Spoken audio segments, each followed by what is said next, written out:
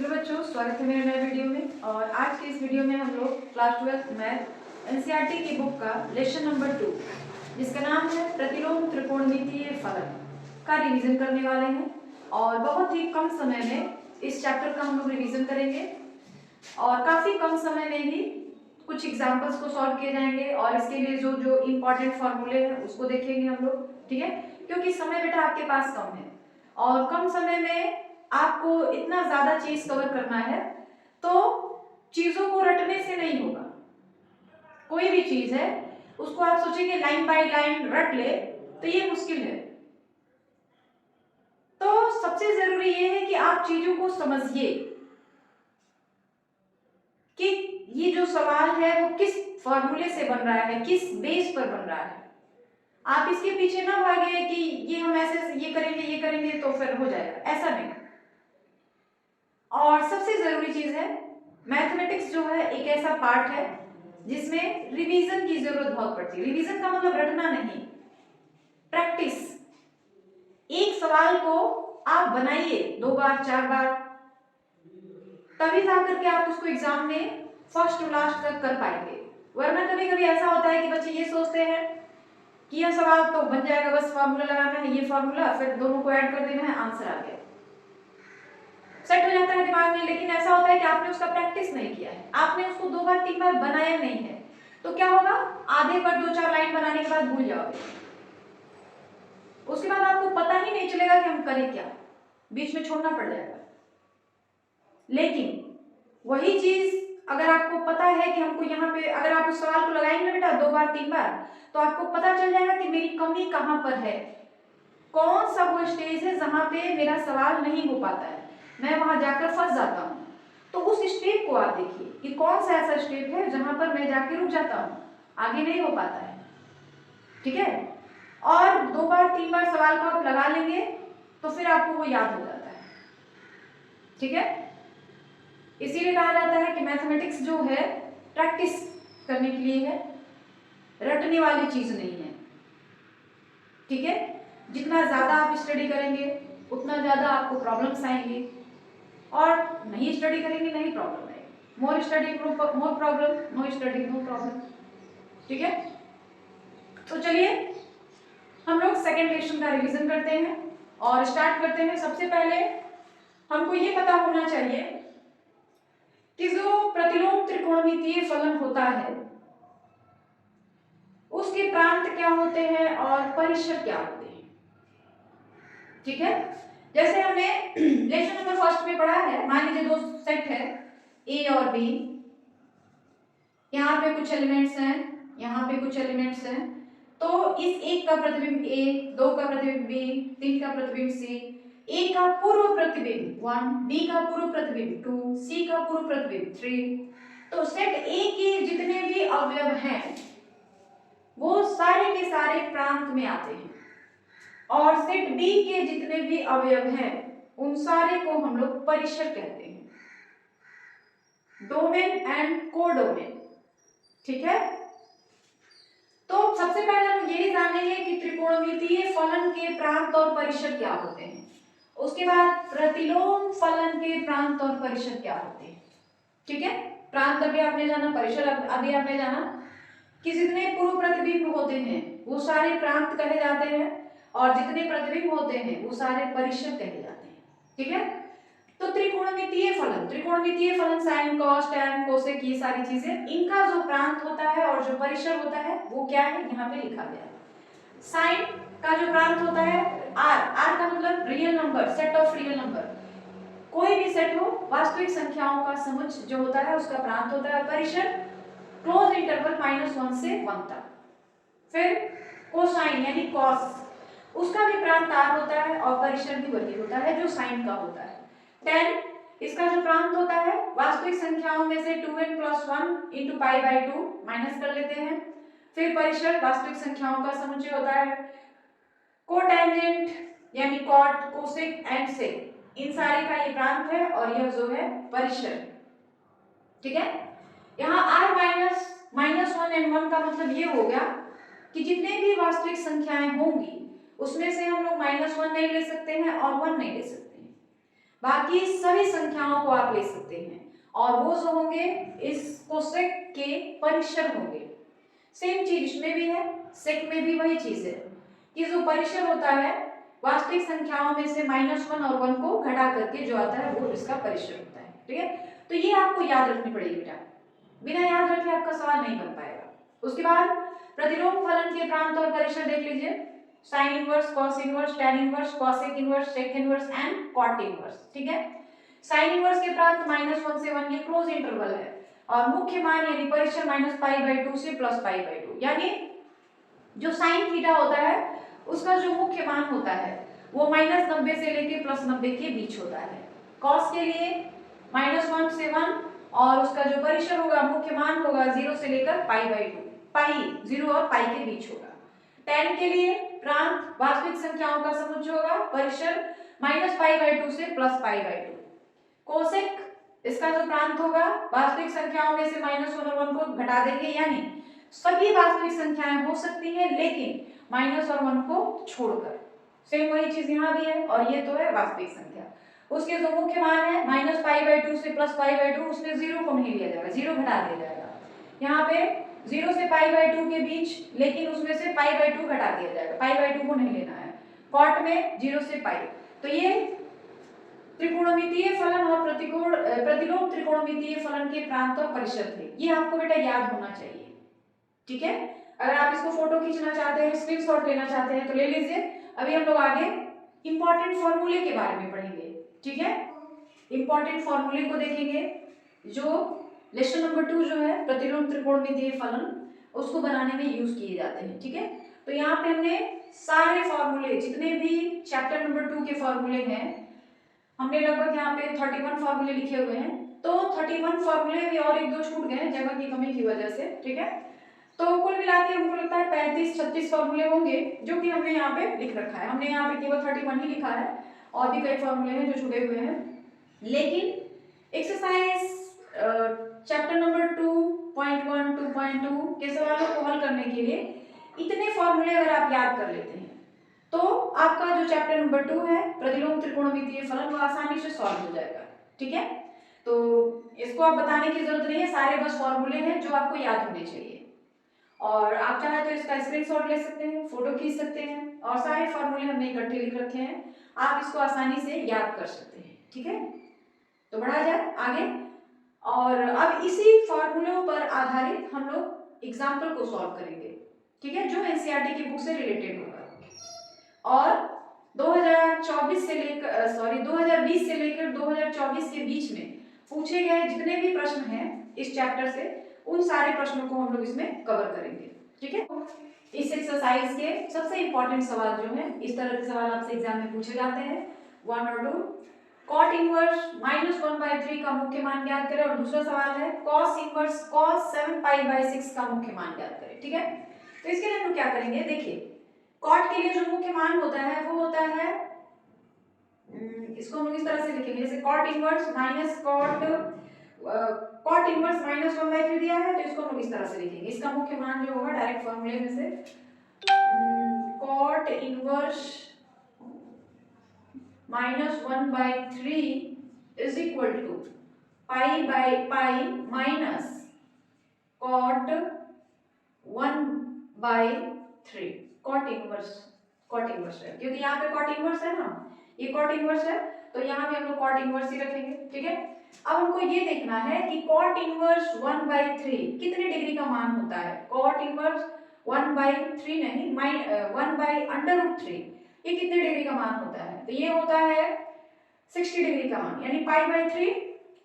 तो ये हो जाएगा, इस पूरे की वैल्यू हम लोग लिख सकते हैं π/3, पूरे का मान हो गया। ठीक है, अब इसको हम लोग लिखेंगे 3π माइनस पाई, 3π - π/3 यानी 2π/3। तो इसका आंसर हो जाएगा, यानी कॉट इनवर्स -1/√3 का जो मुख्य मान होगा वो किसके बराबर हो जाएगा, 2π/3 के बराबर हो जाएगा। आगे बात समझ में। इसी तरह का दूसरा सवाल है हमारे पास cos इनवर्स cos 7π/6, इसका मान हम लोग कैसे निकालेंगे। तो सबसे पहले हमको ये याद रखना पड़ेगा कि cos इनवर्स cos x, इसका मान हो जाता है x। ठीक है, तो इसका मान जो मुख्य मान है वो निकालने के लिए हम लोग क्या करेंगे, देखिए cos inverse cos 7 pi by 6 आपको लाना है, ठीक है। 7 पाई बाई 6 लाना है तो हम लोग क्या लिख सकते हैं, 7 पाई बाई 6 को हम लोग ऐसे लिख सकते हैं 2 पाई माइनस 5 पाई बाई 6 लिख सकते हैं कि नहीं, देख लीजिए cos 2 pi minus 5 pi by 6, तो ये क्या हो जाएगा cos इनवर्स cos, अब यहाँ पे देखिए cos, ये 2 पाई का मतलब होता है 360, cos 360 माइनस थीटा किसके बराबर हो जाता है cos थीटा के, तो थीटा की जगह पे क्या है 5 पाई बाई 6, क्योंकि यहाँ पे हो जाएगा 12 पाई में से 5 पाई घटाएंगे आ जाएगा 7 पाई बाई 6, यानी cos 7 पाई बाई 6 को हम लोग इस तरीके से लिख सकते हैं। अब इसको हम लोग फॉर्मूले पे तोड़ेंगे cos 360 माइनस थीटा यानी cos थीटा, cos और थीटा की जगह पे क्या है 5 पाई बाई 6, तो ये हो जाएगा 5 पाई बाई 6, ठीक है। cos इनवर्स cos थीटा या cos इनवर्स cos x की वैल्यू हो जाती है x, इसका मान आ जाएगा 5 पाई बाई 6। तो इस तरह से दो सवाल है और दोनों ही काफी इंपॉर्टेंट है, देख लीजिए 2022 और 2024 में, ये सवाल 2022 और 2020 में पूछा गया है और दोनों ही सवाल दो दो नंबर पे पूछे गए, ठीक है। तो इस तरह के सवाल एग्जाम में आपसे पूछे जाते हैं, तो मैं ये नहीं कहती कि यही सवाल पूछा जाएगा आपसे एग्जाम में, इस तरह का कोई दूसरा सवाल आपसे पूछा जा सकता है, तो आपको पता रहना चाहिए कि अगर इस तरह के सवाल आते हैं तो हमको किस तरह से उसको सॉल्व करना है, ठीक है। ये दोनों सवाल दो दो नंबर के थे। अब हम लोग आगे कुछ और भी प्रॉब्लम्स को सॉल्व करेंगे, तीसरे सवाल को हल करेंगे और यह सवाल जो है 2020-2022 दोनों साल पूछा गया है और यह सवाल 5 नंबर में पूछा जाता है, यह सवाल 2 या 3 नंबर में नहीं आता है, 5 नंबर में पूछा जाता है और आपके एनसीईआरटी की बुक का ये सवाल है, ठीक है। तो देखिए इसको कैसे हल करेंगे और काफी इंपॉर्टेंट सवाल है। तो इसको हल करने के लिए सबसे पहले हम लोग क्या करेंगे, put x is equal to cos 2 theta, हमने क्या किया x की जगह पे cos 2 थीटा रखा, ठीक है। तो 2 थीटा बराबर क्या हो जाएगा cos इनवर्स x हो जाएगा, तो केवल थीटा बराबर क्या हो जाएगा 1/2 cos इनवर्स x, ये लाइन समझ आएगी कि नहीं। हमने क्या किया x की जगह पे cos 2 थीटा रखा, अब 2 थीटा का मान हमने निकाला तो आ गया cos इनवर्स x, थीटा का मान निकाला तो 1/2 cos इनवर्स x, आपको इतना के बराबर ये चीज दिखाना है, ठीक है। अब हम लोग जहां जहां x है वहां वहां cos 2 थीटा रख देंगे, ठीक है बेटा। तो चलिए रखते हैं, देखो बेटा कोई भी सवाल हार्ड या इजी नहीं होता है, वो इस पे डिपेंड करता है कि आपने कितना प्रैक्टिस किया है और कितना नहीं किया है, कोई भी काम बेटा बिना किए नहीं होता है।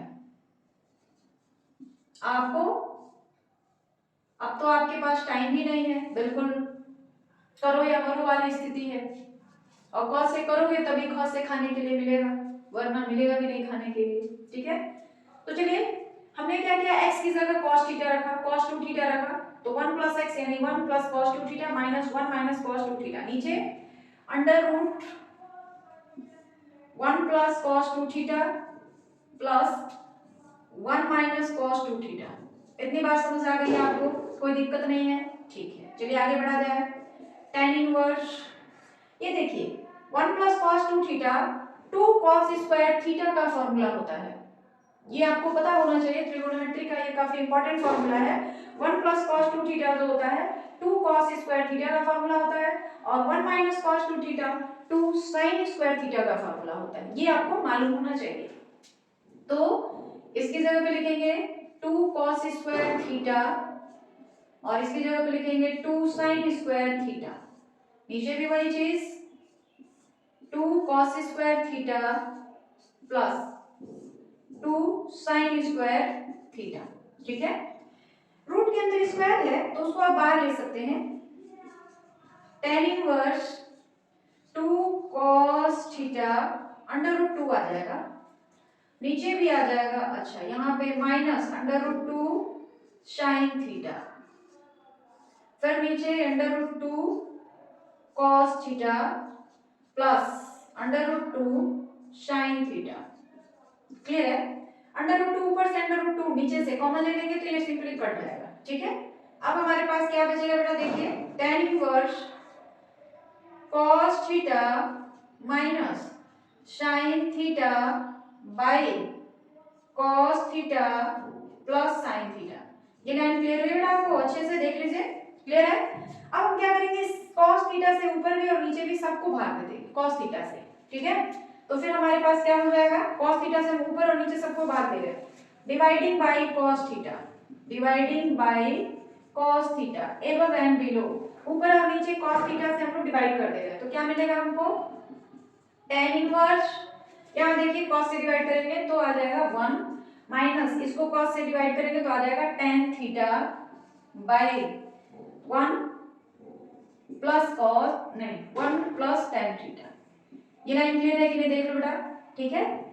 अब tan इनवर्स हमने क्या किया, 1 की जगह पे tan पाई बाय 4 रख सकते हो, क्योंकि tan पाई बाय 4 का मान ही होता है 1, tan 45 डिग्री। तो हमने 1 की जगह पे tan पाई बाय 4 रखा, ठीक है?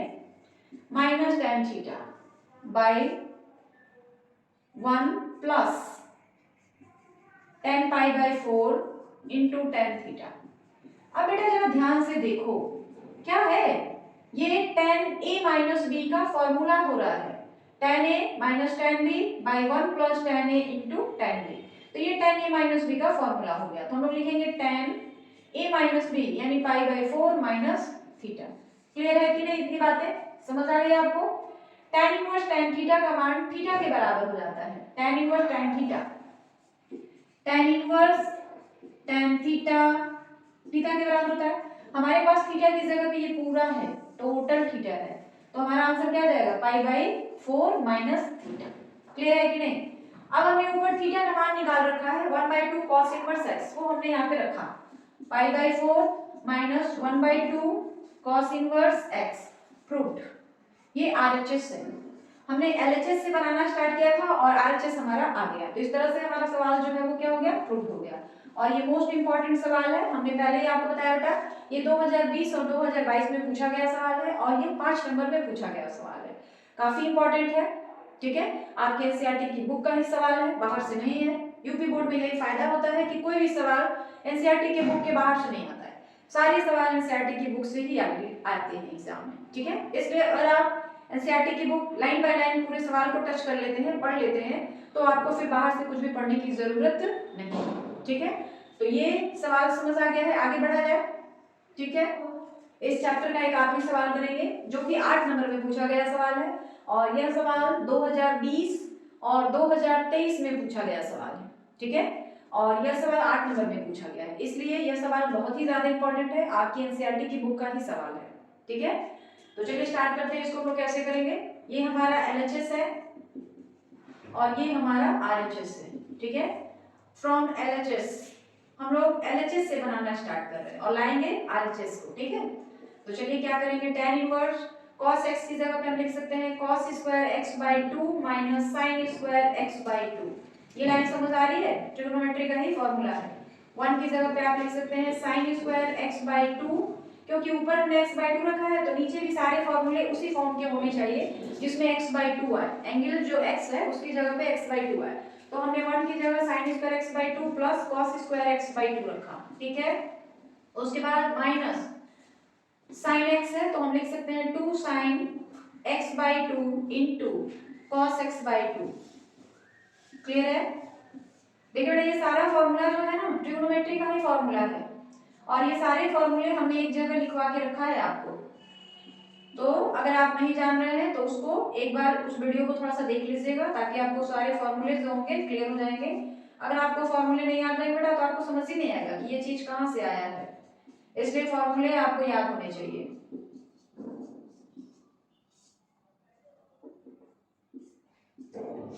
देखिए ऊपर हमने क्या किया, cos x की जगह पे हमने लिखा है cos square x by 2 minus sin square x by 2 और 1 की जगह पे sin square x by 2 cos square x by 2, तो वो 1 हो जाएगा।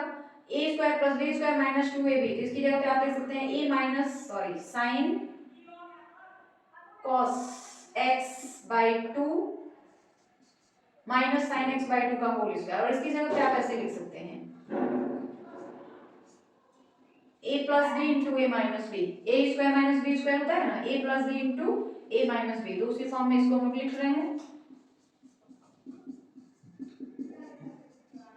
ठीक है, अब देखिए नीचे cos x by to sine x minus sine x by two, ऊपर भी है cos x by to minus sine x by two, तो हम लोग कॉमन ले सकते हैं ये चीज, तो ये क्या हो जाएगा tan inverse cos x by to minus sine x by two, फिर नीचे भी कॉमन हो जाएगा cos x by to minus sine x by two, और बचेगा तो ये कट कैंसिल हो जाएगा, बचेगा क्या हमारे पास